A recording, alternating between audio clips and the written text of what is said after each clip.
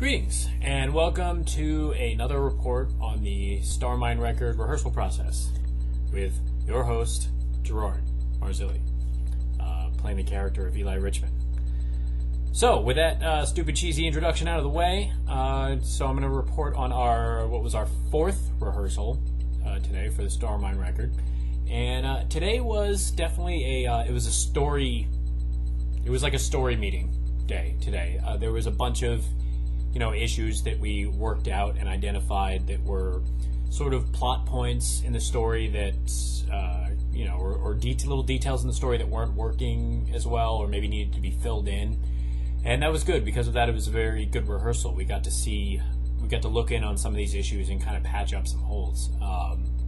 Not necessarily what we intended on doing completely in the rehearsal, but it ended up being a valuable process just as much, perhaps even more valuable than what we were originally going to do. And that's kind of the very interesting aspect of this, ever-evolving process that we're working on in regards to this production.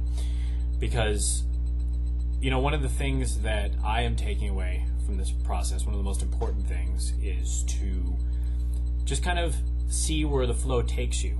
And that's very important for a rehearsal process for an improvisational type of film. Have a goal in mind, have something that you have to accomplish, but remain open to all opportunities and all avenues. And my rehearsal process up till now, based on the work that I've done, is I have mail.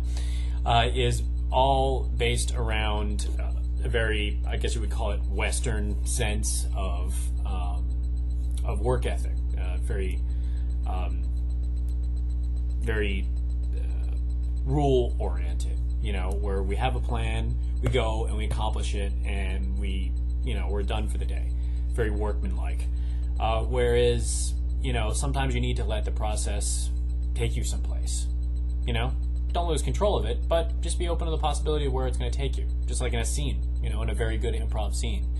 Know where you're going to go, but just be open to that process. And, normally when I used to get put in that type of rehearsal, I would find it diffuse and get really nervous, and I would lose the opportunity, to come up with a lot of different new things that we're going to use that could be used in the work.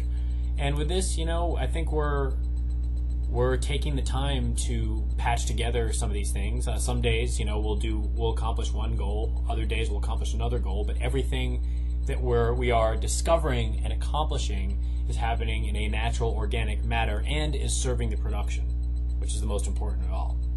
So yeah, we talked a lot about our characters' motivations and what we're trying to accomplish and why we're trying to accomplish that.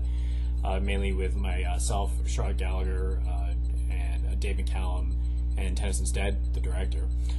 And which was kind of like a continuation of the meeting that I had with Miss Gallagher earlier this week, discussing our character backgrounds and histories. But yeah, that's the thing that we're taking away from this process, and we're also identifying things that could trip us up later before we, weeks before we even start shooting. And that's a very important thing to do, because a lot of productions, from the very smallest indie type of films to the biggest budget types of movies, will sometimes get tripped up by major plot holes that are easily identifiable if you sit there and you take the time to look at it and you're kind of open to all avenues and you're seeing everything instead of proceeding along a predestined path and missing a lot. For instance, won't name any names, but there's a film that's on its way out that hasn't been released yet. That's a studio picture that had a premise that was recently changed in post-production. Basically, the inciting incident or around what starts this film off was changed, and the production company is taking a lot of flack from that. And the thing that I found interesting about that is that it was an issue that easily could have been seen the first time by anybody who sat down and read the script. And it makes me wonder, if how much work was done on the script before the film went into production. But as a result, they had to spend several million more dollars in post-production, changing a bunch of details and reshooting some things, I believe, in order to make this film work in a way that at least the production company thinks is better. So that's not something you really want to do. That was one of the rules that I was taught in film school, which was, if you say we'll fix it in post, bad news. You don't want to do that. You want to have as much done as you can on set, and before you get on set, you want to have as much done, before you even get there. You want to have as much done in pre-production as possible, so you can be as prepared as possible when you get there. And with a movie that's a little bit looser, that's more improvisational, the more preparation, the better. Which is why these rehearsals have been good. We've been learning how to use the camera. We've been learning to get better shots. We've been learning, how to react with each other and how to work with each other and how our characters would interact with each other. And so by the time we get on set, and we have those specific situations and goals that are given to us that we have clearly defined and worked out, it's going to be something that's really special.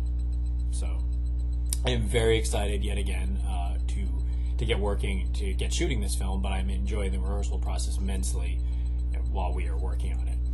So it's coming along. Things are coming along well. We should start shooting, if not by March the 27th. We will be shooting. We might have maybe one more extra weekend of rehearsal and start shooting after that. But things are coming along nicely. I am very excited, and I know that you will be too once you eventually see the footage. So, and we're very excited to show that to you.